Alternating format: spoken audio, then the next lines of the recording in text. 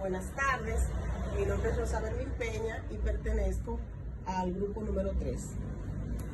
Nos corresponde plantear los temas del estado financiero de acuerdo a la forma de presentación, simples y comparativos, y de acuerdo al aspecto formal, que es elementos descriptivos y elementos numéricos.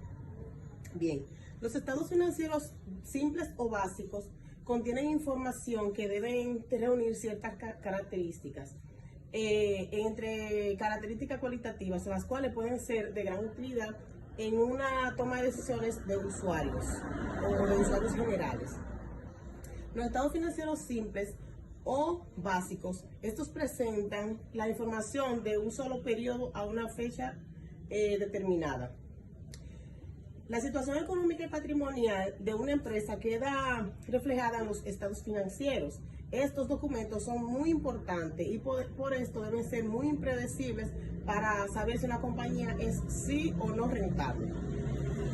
No solo además que sea rentable, sino que tiene obligaciones para las sociedades mercantiles y los autónomos de responsabilidad limitada.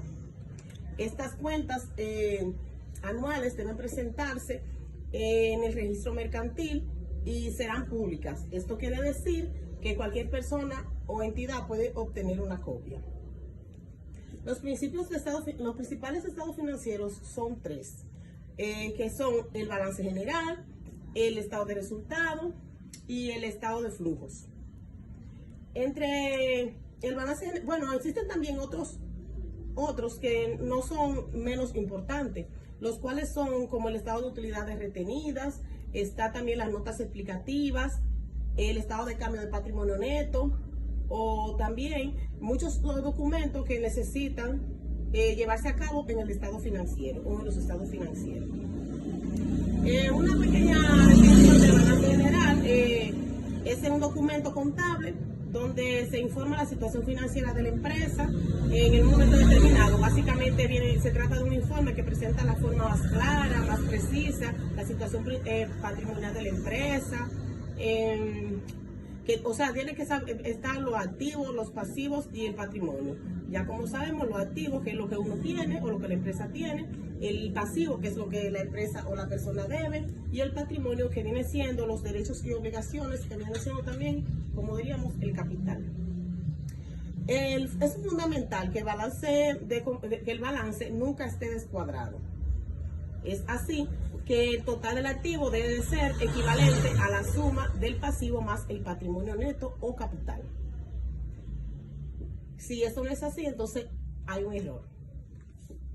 A la hora de hacer un cálculo, debemos tener en cuenta las diferentes masas patrimoniales. Estas tres son variantes. Por ejemplo, el activo se divide una vez en activo corriente y no corriente, entre otros casos. Tendremos el estado de resultado, que no es más que el estado de ganancias y pérdidas, que cabe decir que este resume los ingresos y los gastos. El resultado final se obtiene al restar los ingresos de una empresa durante un determinado periodo. Ya los distintos gastos, tanto como efectivos como futuros, en forma de pagaré o cheque o intereses, etc. Para elaborar el estado de resultado, se desglosan de forma detallada todos los gastos, como anteriormente dije, las pérdidas, los beneficios o ingresos, etc. Así se distribuyen en diferentes categorías para obtener todo tipo de resultados antes y después de aplicar los impuestos. Podemos también decir sobre el estado de flujo de efectivo. El estado de flujo de efectivo no es más que un informe sobre las variaciones y los movimientos de efectivo y sus equivalentes en un periodo determinado. La información de los flujos del efectivo viene siendo la capacidad que tiene la empresa para generar efectivo o equivalente, y también nuestras necesidades de liquidez.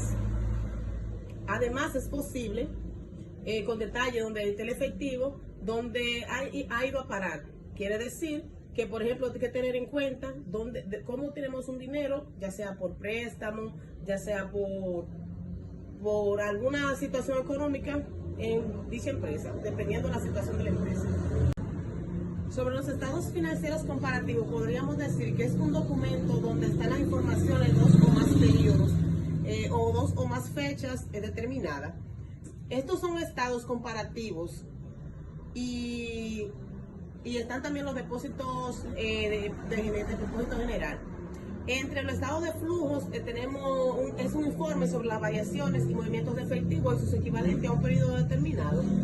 Entre los estados de utilidad, entre la utilidad de estados financieros, podríamos decir que todo esto está indicado y se puede deducir a los estados financieros en un instrumento básico para la evaluación del rendimiento de una compañía, ya que son importantes para la aplicación de fórmulas financieras, de estadísticas y comparaciones.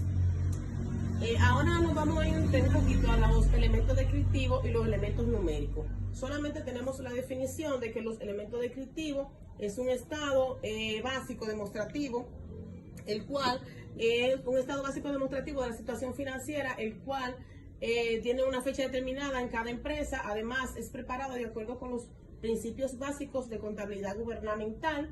Incluye el activo, el pasivo y el capital contable financiero de una empresa, y así facilita su análisis. Los elementos numéricos son aquellos estados financieros que expresan en términos cuantitativos y en términos monetarios las informaciones periódicas a una fecha determinada. Estaré hablando acerca de los estados financieros comparativos. Los estados financieros comparativos son aquellos que se presentan en un solo documento información de dos o más periodos o dos o más fechas determinadas. Estos también son aquellos que presentan las cifras correspondientes a más de una fecha en un periodo o en un ente económico.